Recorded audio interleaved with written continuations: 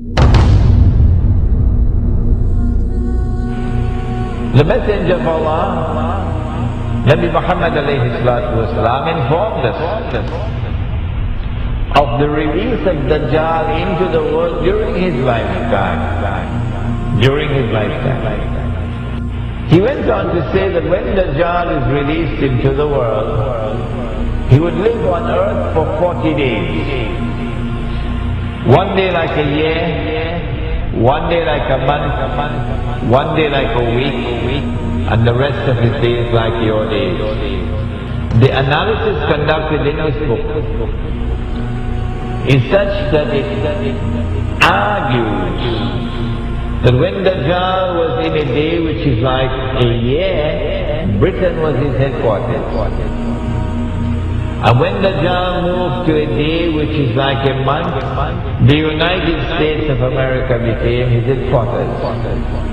And finally when Dajjal is going to be in a day which is like a week, he comes back home to the Holy Land. He comes back home to the Holy Land.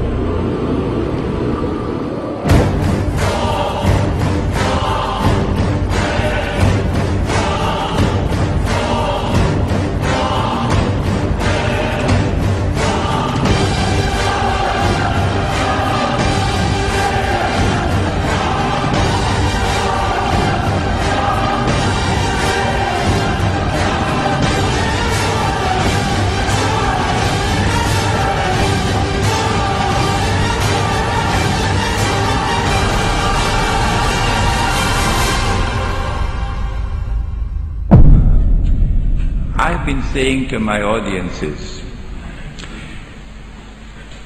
if the Holy Land was liberated by a British army in November 1917, and that was just a chance military event, it happened by chance.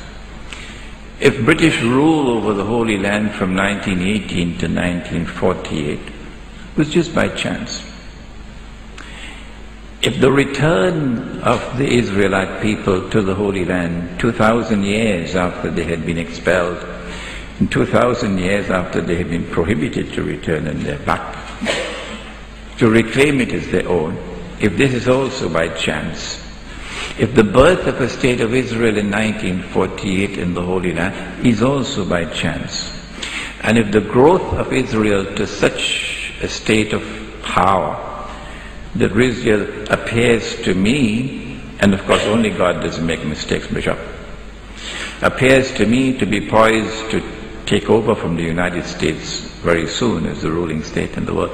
If all of these things can happen by chance, then Bishop, the cow can also jump over the moon.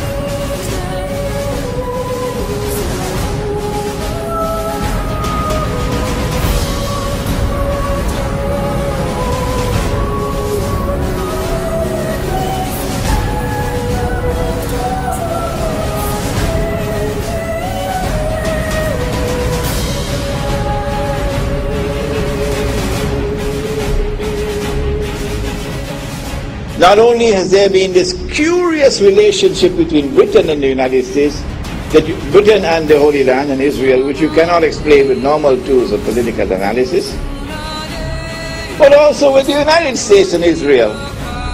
Which political scientist there is in the world today who can offer a rational explanation for the curious relationship that exists between the United States and Israel? And modern Western civilization has armed Israel. Transfer of technology, transfer of military technology, massive economic aid, massive financial aid, to the extent that Israel is now a superpower. And to the extent that Israel is now poised to take over from the United States as the ruling state in the world.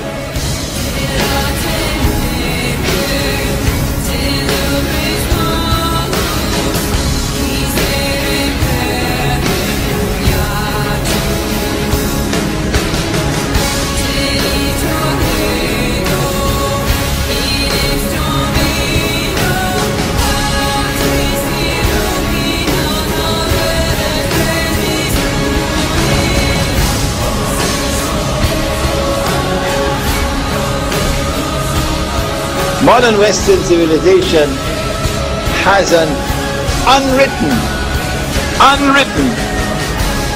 conception of the end of history,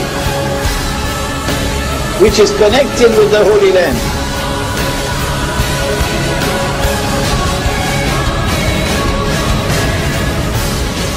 There is an actor at work in modern Western civilization, which is constantly using modern Western civilization to achieve his objective. There is an actor at work in modern Western civilization. There is an actor at work.